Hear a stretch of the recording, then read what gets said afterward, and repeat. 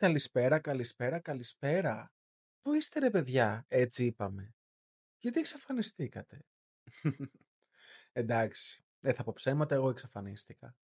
Νομίζω όλοι το παθαίνουμε. Μετά από κάθε Eurovision παθαίνουμε ένα, πώς να το θέσω, δεν μπορούμε άλλο. Θέλουμε ένα διάλειμμα, θέλουμε κάτι άλλο στη ζωή μας για ένα διάστημα. Αυτό ζω κι εγώ το τελευταίο καιρό. Έγινε αυτός ο τελικός, ο περιβόητος. Είδαμε ό,τι είδαμε. Και τώρα επιστρέψαμε τελικά με ένα Q&A. Ένα Q&A από εσάς, με ερωτήσεις που κάνατε για μένα. Κάποιες ερωτήσεις είναι για την Eurovision, υπήρχαν και κάποιες που δεν ήτανε. Κάποιες είναι για το εθνικό τελικό, κάποιες είναι γενικές. Αλλά από όλα έχει ο μπαχτσές. Αράξτε, βάλτε ποτάκι, καφεδάκι και ετοιμαστείτε για ένα καινούριο Eurovision, αγάπη με, έλα παρέμα από εδώ. Shooting to the stars, can't get enough so far. You made me feel brand new, never feel this shoe. Every laugh you're giving, every touch I'm feeling, I can pull away, up in the play. Εντάξει, μην γκρινιάζετε. Κατ' εξαίρεση ήταν αυτό, δεν θα είναι ο κανόνας.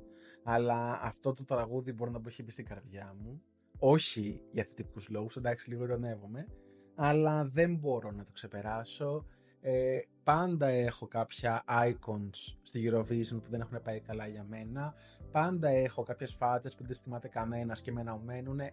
Το Αζερβαϊτζάν από φέτος είναι μία από αυτές μάλλον.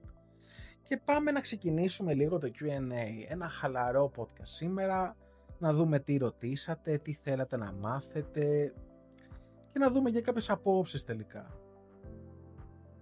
Λοιπόν, πρώτη ερώτηση. Ποια χώρα που πλέον δεν συμμετέχει θα ήθελες να επιστρέψει στη Eurovision? Δεν ξέρω ποια να πρωτοεπιλέξω. Νομίζω 3 χώρες μου λείπουν αυτή τη στιγμή πολύ που συμμετείχανε. Η Τουρκία είχε πάρα πολύ ωραίες συμμετοχές, είχε μια δυναμική, όντως προσπαθούσε να πάει καλά.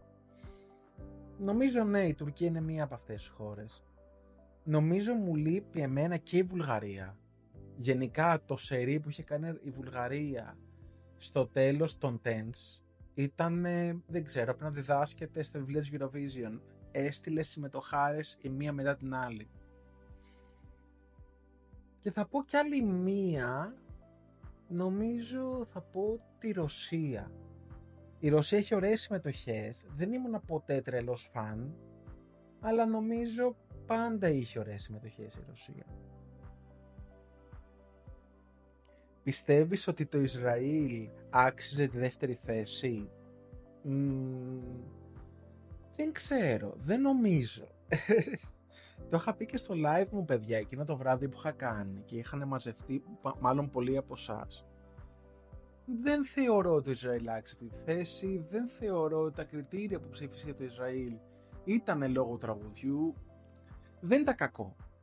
Η κοπέλα δεν ήταν κακή, η φωνή της ήταν αρκετά καλή, η εμφάνιση δεν ήταν κακή, αλλά δεν ήταν για δεύτερη θέση. Ειδικά για πρώτη θέση κοινού. Προφανώς, όταν μια χώρα έχει πόλεμο, όπως και το Ισραήλ και η Ουκρανία σε συγκεκριμένη περίπτωση, είτε αυτή η χώρα επιτίθεται είτε αμήνεται, δεν θα έχει αντικειμενικές ψήφους. Δεν θεωρώ πως το Ισραήλ στη συγκεκριμένη περίπτωση έχει αντικειμενικές ψήφους, όπως αντίστοιχα και η Ουκρανία. Οπότε δεν θεωρώ πως το Ισραήλ ψηφίστηκε να είναι πρώτο κοινού και να καταλήξει δεύτερο για λόγους τραγουδιού και εμφάνισης. Θεωρώ πως οι λόγοι ήταν ότι ο κόσμος που στηρίζει το Ισραήλ φανατίστηκε περισσότερο από το κανονικό, γιατί συμβαίνει ό,τι συμβαίνει, γιατί υπάρχει αυτός ο πόλεμος. Δεν θα μπω τώρα σε μονοπάτια ποιος έχει δίκιο και ποιος άδικο. Προφανώς οι απόψεις μου δεν θα είναι συγκεκριμένη περίπτωση υπέρ του Ισραήλ, αλλά αυτό το podcast είναι μια άλλη νότα. Δεν θα ήθελα να μιλήσω πολύ γι' αυτό. Αλλά προφανώς και για μένα δεν άξιζε το Ισραήλ τη δεύτερη θέση, όπως και αντίστοιχα όταν είχε κερδίσει η Ουκρανία πριν κάποια χρόνια δεν άξιζε για μένα την πρώτη θέση. Γι' αυτό και οι δύο αυτές χώρες θα έπρεπε για μένα να είναι εκτός της Eurovision, όπως βρίσκεται και η Ρωσία. Η Ουκρανία καταλαβαίνω το ότι δεν φταίει, οπότε δεν υπάρχει λόγος κανονικά να είναι εκτός, αλλά από τη στιγμή που οι κανόνες δεν είναι ίδιοι για όλους και από τη στιγμή που μια χώρα στηρίζεται κατ' εξαίρεση και για ένα μεγάλο χρονικό διάστημα, γιατί κάτι συμβαίνει σε αυτή τη χώρα, δεν είναι αντικειμενικό. Επόμενη ερώτηση. Γιατί η Ελλάδα βγήκε έκτη? Νομίζω αυτή η ερώτηση είναι για καλό. Η Ελλάδα βγήκε έκτη γιατί ήταν κλαβδία φανταστική. Η Ελλάδα βγήκε έκτη γιατί ήταν από τις πιο professional συμμετοχές για φέτος. Η σκηνική της ήταν άψογη. Δεν είχαμε λάθη. Ήταν μετά από πολλά χρόνια μια συμμετοχή που δεν είχαμε άγχος μη κάτι δεν δουλέψει καλά. Η κοπέλα ήταν η κλαβδία ανατριχιαστική. Γενικά η Ελλάδα βγήκε έκτη φέτος γιατί το άξιζε και ίσως άξιζε και πέμπτη θέση. Επόμενη ερώτηση. Ποιο τραγούδι από τον φετινό εθνικό τελικό της Ελλάδας πιστεύεις θα πήγαινε καλύτερα από την Αστερομάτα? Η εύκολη απάντηση είναι κανένα. Η Αστερομάτα είχε κάτι που ξεχώριζε από την αρχή που το ακούσαμε. Η Αστερομάτα είναι ένα τραγούδι που ήταν αφεντικό. Η κλαβδία ήταν τέλεια φωνητικά. Δεν πιστεύω ότι κάποιο από τα τραγούδια θα πήγαινε καλύτερα από τα άλλα. Τώρα, αν με ρωτάτε ποιο πιστεύω ότι θα πήγαινε ανάλογα καλά ή θα πήγαινε σχετικά καλά, για μένα γενικά από τον εθνικό τελικό ξεχωρίσανε δύο τραγούδια. Εκτός από την Αστερομάτα. Ξεχώρισε της Ευαγγελίας και ξεχώρισε και της Barbs.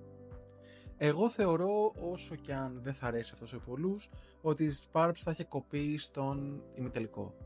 Δεν είναι η χρονιά για ξενόγλωσσα mainstream τραγούδια που φαντάζουν πως είναι από άλλες χώρες. Δεν είχε το τραγούδι τίποτα αφεντικό για την Ελλάδα, δεν είχε τίποτα που να βγάζει το ποιοι είμαστε, τι κάνουμε, τι προσωπεύουμε προς τα έξω. Ήτανε μια καλή καλλιτέχνης που πήγε ένα τραγούδι που εξέφραζε την ίδια, αλλά δεν ήταν κάτι για να πάει ψηλά. Θα μπορούσε να έχει μια πάρα πολύ ωραία εμφάνιση, γιατί μπορούμε να πούμε πως γενικά η εμφάνιση που έκανε η Barbs σκηνοθετικά από όλους ήταν η πιο καλωστημένη στον εθνικό τελικό, αλλά θεωρώ πως θα έχει ένα όριο του πόσο καλά μπορεί να πάει, που και τελικό να ήταν άντε max να ήταν 18η θέση. Αντίστοιχα η Ευαγγελία θεωρώ θα πήγαινε καλά. Η Ευαγγελία θα ήταν τελικό, αλλά δεν νομίζω να πέρναγε την 12η θέση. Αλλά έλειπε ένα τραγούδι φάση Ευαγγελίας φέτος, η αλήθεια είναι. Ένα ξεσηκωτικό pop ethnic τραγούδι. Δεν είχαμε κάτι τέτοιο. Είχαμε πιο εναλλακτικά τραγούδια, είχαμε πιο διαφορετικά, είχαμε πολλά τραγούδια που ήταν πιο, να το πω, ιδιαίτερα και ακολουθούσαν μια ταυτότητα της χώρας τους, αλλά τέτοιο τραγούδι φάση Ευαγγελίας δεν είχαμε. Αλλά νομίζω και αυτό είχε ένα όριο 12ης θέσης, γιατί η Ευαγγελία ήταν πάρα πολύ αδύναμη φωνητικά. Δεν νομίζω να κατάφερνε να το σώσει πολύ, οπότε θα είχε σίγουρα ένα όριο. Αν κρατούσες μόνο ένα τραγούδι να ακούς από όλη τη Eurovision, ποιο θα ήταν? Δύσκολο. Πρέπει να μην ξανακούσω κανένα άλλο και να υπάρχει ένα συγκεκριμένο τραγούδι που θα τα ακούω μόνιμα, αν ακούσω κάτι από Eurovision. Δεν το έχω προετοιμάσει αυτό για να το σκεφτώ. Νομίζω η εύκολη απάντηση είναι το Euphoria. Εντάξει, για μένα είναι το καλύτερο τραγούδι που έχει πάει ποτέ στη Eurovision. Είναι από όλες τις πλευρές το καλύτερο. Δεν νομίζω πως θα υπάρξει σύντομα καλύτερος νικητής από τη Λωρίν. Από όλα αυτά που παρουσίασε, νομίζω το Euphoria. Επόμενη ερώτηση. Γιατί η Κύπρος δεν πέρασε στον τελικό? Η Κύπρος νομίζω έχει πέσει σε μια κακή λούπα, που γενικά δεν θα τη βοηθήσει αν συνεχίσει έτσι. Του να ετοιμάζει ένα τραγούδι, να βρίσκει ένα καλλιτέχνη που μπορεί να το πει και να φτιάχνει ένα κόνσεπτ πάνω σε αυτό το τραγούδι. Πλέον θέλω η Eurovision πιο αφεντικά πράγματα. Θέλει καλλιτέχνες που συνδέονται με το τραγούδι. Και όχι θεωρητικά συνδέονται, φτιάχνουν μια σύνδεση, να είναι μια σύνδεση υπαρκτή που βγαίνει στη σκηνή. Της Κύπρου φέτος δεν το είχε αυτό. Θα μου πεις η Κύπρος δεν πέρασε για 2 βαθμούς. Ναι, Η Κύπρος δεν πέρασε για 2 βαθμούς.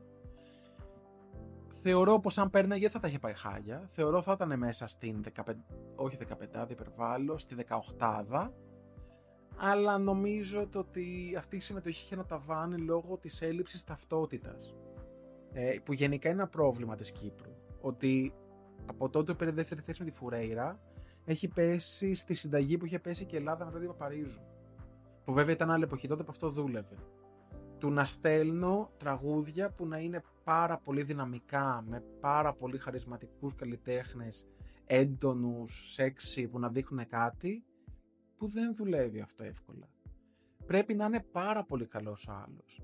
Δηλαδή και η Ισπανίδα φέτος ήταν σεξι, ήταν φωνάρα, αλλά όταν έχει στείλει τη Σανέλ, δεν περιμένεις να πάει καλά αυτή. Η σύγκριση είναι αναμενόμενη. Λοιπόν, ποια συμμετοχή θεωρείς πιο overestimated και ποια underestimated? Θεωρώ underestimated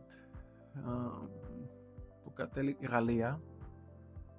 Δεν άξιζε τη θέση που πήρε. Η Γαλλία για μένα άξιζε σίγουρα στην τριάδα. Έπρεπε να είναι για μένα στη θέση του Ισραήλ. Δεν εκτιμήθηκε όσο θα έπρεπε αυτό που είδαμε το κοινό. Η τύπης ήταν συγκλονιστική. Και overestimated,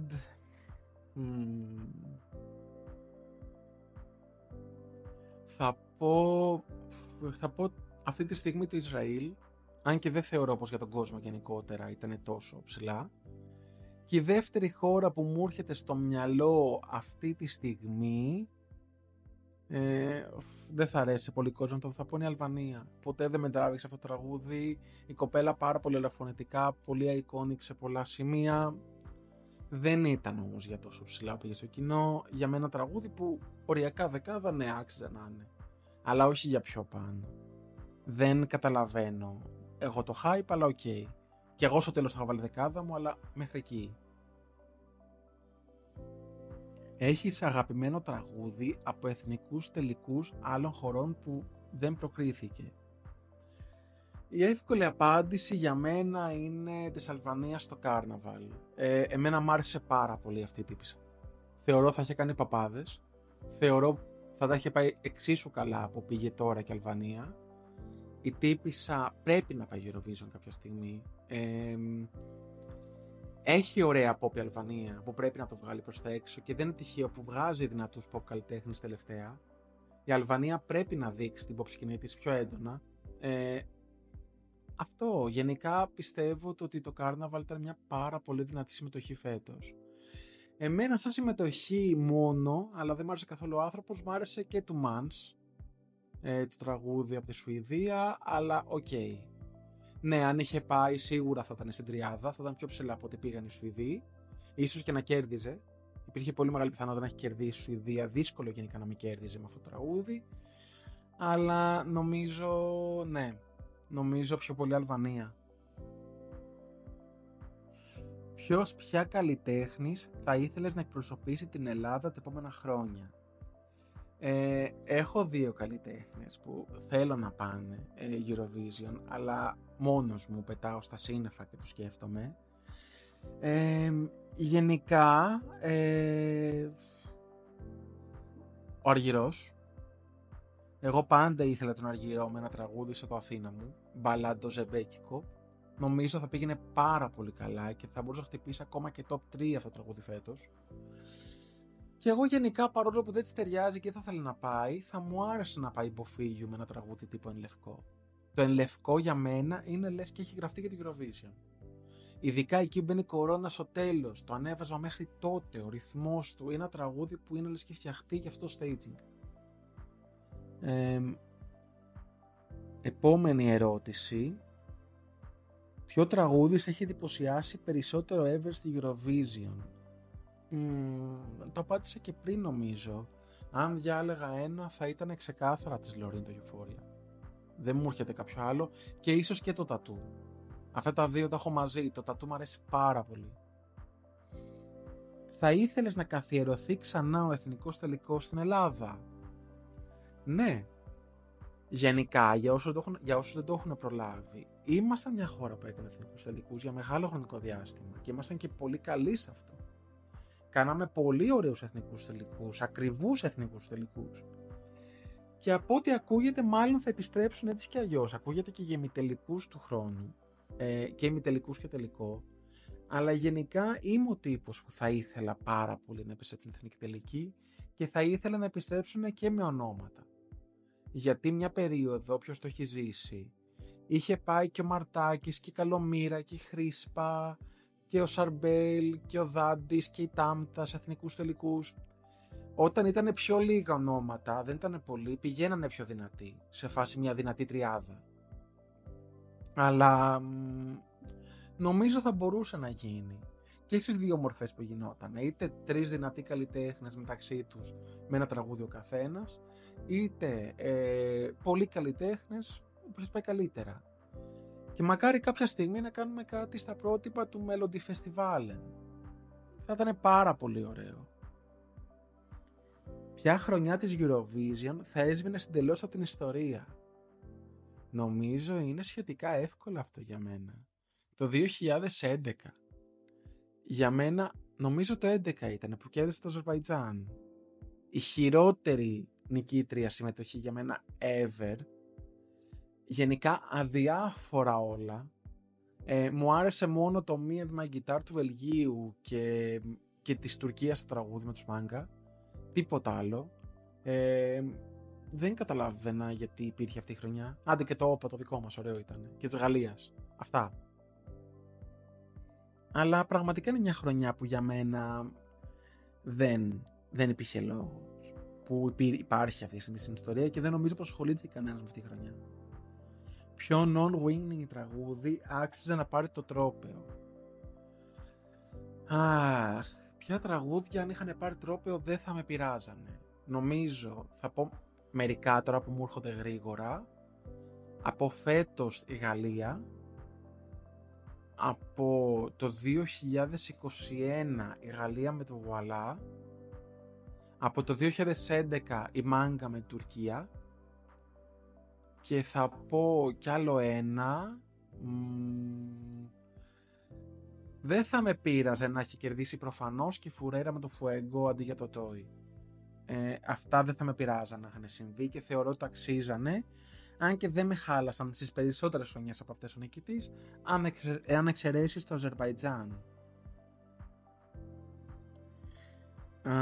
Eurovision χωρίς βαθμολογία ή χωρίς live κοινό, τι διαλέγεις? Γίνεται να μην διαλέξω κανένα.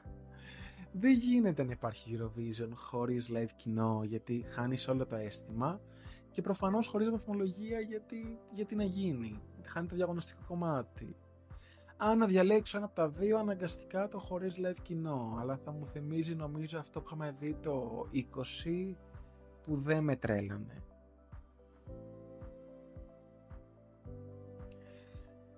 Λοιπόν, και τελευταία ερώτηση για να διαλέξω μια τελευταία, γιατί είναι πολλές τώρα, να δω κάποια που θα έχει ένα... αν έκανες ένα tribute show για την Eurovision, ποια 3 acts θα έβαζες? Αυτό μ' αρέσει πολύ. Σε φάση έχω ένα φίλο που δεν ξέρει καθόλου από Eurovision, πρέπει να του βάλω 3 τραγούδια. Λοιπόν, νομίζω θα έβαζα... πάρα πολύ δύσκολο, μόνο 3. Θα βάζα Loreen Euphoria, σίγουρα θα μπαινε. Θα έβαζα... πρέπει να βάλω άλλα 2. Και άλλα 2 που να βγάζουνε κάτι. Εγώ θα βάζα το Βαλά από τη Γαλλία, προσωπικά, και νομίζω θα έβαζα... δύσκολο, παιδιά, αυτό, δύσκολο πολύ. Το επόμενο που μου έρχεται είναι το τατού, αλλά δεν θέλω να βάλω 2 της Loreen και να τους αδικήσω όλους τους υπόλοιπους. Θα έβαζα και το τραγούδι που κέρδισε με την Ιταλία, παιδιά. Θα έβαζα τους Ιταλούς με το Ziti Buoni, πως λέγεται, τώρα κόλλησα. Αλλά θα έβαζα και τους Ιταλούς. Νομίζω αυτά τα 3 για να πιάσω και 3 διαφορετικές εκδοχές του διαγωνισμού. Και αν έβαζα ένα 4ο, Νομίζω θα έβαζα και το τραγούδι που είχε πάει η Ρωσία, το You Are The Only One, με το Σεργέη. Γιατί ήταν τρομερό σκηνικά και θεωρώ ότι έχει κάτι να δείξει αυτό το τραγούδι σκηνικά. Άμα θέλω ουσιαστικά να τον πάω τον άνθρωπο σε όλους τους κόσμους Eurovision, ότι το wow moment, την ωραία φωνή, το φανταστικό staging μινιμαλισμός με φανταστικό καλλιτέχνη, ή τους χαρισματικούς ροκ ερμηνευτές. Νομίζω αυτά για σήμερα. Ήταν κάτι διαφορετικό. Τώρα αν με ρωτάτε δεν ξέρω όλο αυτό πώς θα εξελιχθεί. Νομίζω θα ανεβάζουμε τώρα πιο χαλαρά podcast. Θα ανεβάζουμε μια φορά το μήνα για λίγο καιρό. Μέχρι λίγο να υπάρχουν κάποια νέα. Αν θέλετε μπορείτε να με ακολουθήσετε στο TikTok που τα liveάκια θα συνεχίσουν για την Eurovision, αλλά πολύ πιο χαλαρά. Το TikTok μου είναι I am Lefteris και πλέον μπορείτε να βρείτε και ένα νέο κανάλι, το I am Lefteris Baby, που είναι μια AI εκδοχή του εαυτού μου σε μωρό που λέει νέα για την Eurovision. Μην ξεχάσετε να βαθμολογήσετε με 5 αστεράκια γιατί βοηθάει πάρα πολύ όπου το ακούτε. Θα ήθελα να μου γράψετε κι εσείς από κάτω άμα κάνατε ένα tribute σε έναν φίλο σας που δεν ξέρει καθόλου από Eurovision με 3 συμμετοχές, ποιες θα βάζατε? Και αν θέλετε κάντε το share σε κάποιον φίλο σας που το αρέσει Eurovision, στα social σας ή όπου θέλετε. Σας ευχαριστώ πάρα πολύ και καλή συνέχεια.